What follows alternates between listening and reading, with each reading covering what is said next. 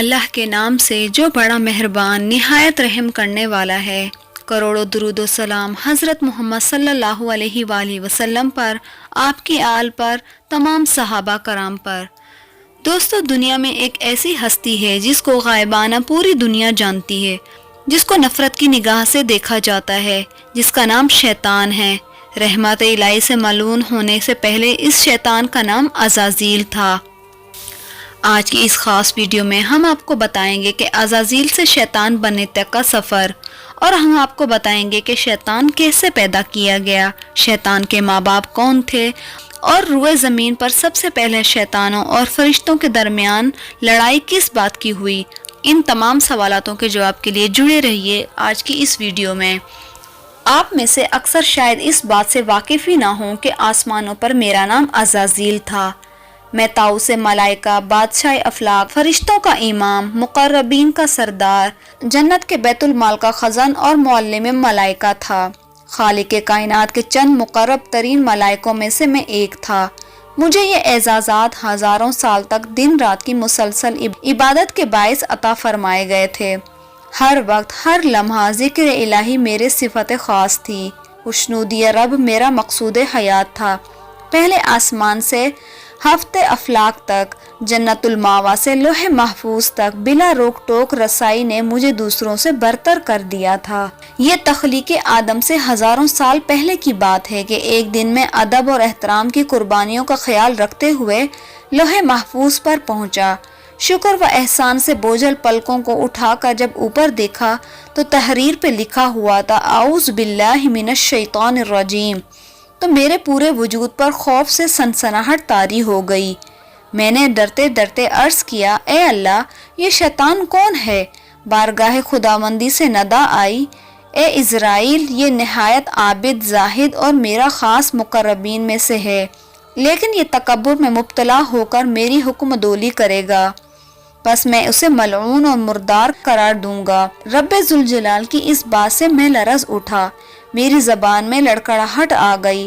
اٹکتے لفظوں کے درمیان میں نے پھر عرض کیا، اے میرے معبود، کیا میں اس سے واقف ہوں؟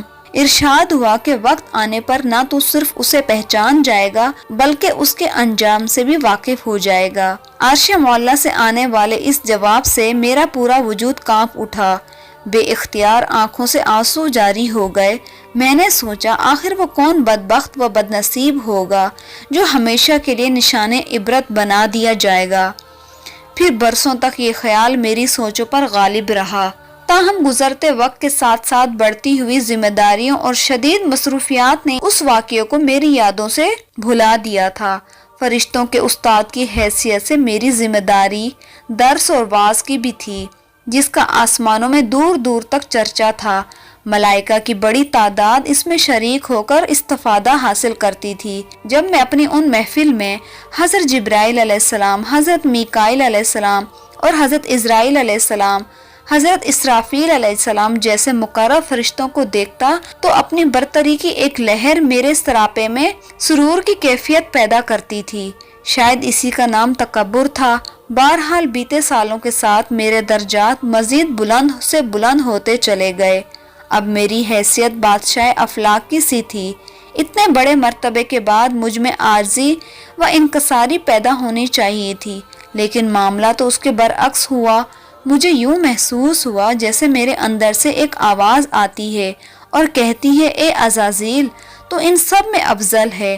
مجھے اچھی طرح سے یاد ہے جب ایک دو بار مجھے جبرائیل اور میکائیل نے بھی سمجھانے کی کوشش کی تھی، لیکن جب عقل پر غرور اور تکبر کے بادل چھا جائیں، آنکھوں پر پردہ پڑ جائے، کان واعظ و نصیحت سننے سے قاصر ہوں، تو پھر تباہی اور بربادی ہی انسان کا مقدر بنتی ہے۔ ذلت و رسوائی کا طوق ہمیشہ کے لیے گلے کی زینت بن جاتا ہے۔ پھر ایک بدقسمت دن یہی سب کچھ میرے ساتھ ہوا۔ رب ذوالجلال نے میری ہزاروں سالوں کی عبادت میرے منہ پہ دے ماری۔ میں جو طاؤس ملائکہ تھا اب ملعون مردار بن چکا تھا۔ مجھے حضرت انسان کا کھلا دشمن قرار دے کر لعنت اللہ علی شیاطینہم کے لقب سے نواز دیا گیا تھا۔ اب میں شر کی قوت میں تبدیل ہو کر بدی اور برائی کی سب سے بڑی علامت بن چکا تھا۔ قرآن پاک میں 88 بار شیطان اور 11 بار ابلیس کے نام سے میرا ذکر کر کے انسانوں کو مجھ سے دور رہنے اور میرے شر سے بچنے کا حکم دیا گیا ہے۔ باری تعالیٰ نے 1,24,000 پیغمبروں کو دنیا میں مبعوث فرما کر قوموں کو میرے مکر و فریب سے بچنے کی تلقین فرمائی۔ اللہ تعالیٰ کی جانب سے 4 چیزوں کی اجازت۔ زمین پر جانے سے پہلے میں نے اللہ تعالیٰ سے 4 چیزوں کی اجازت طلب کی۔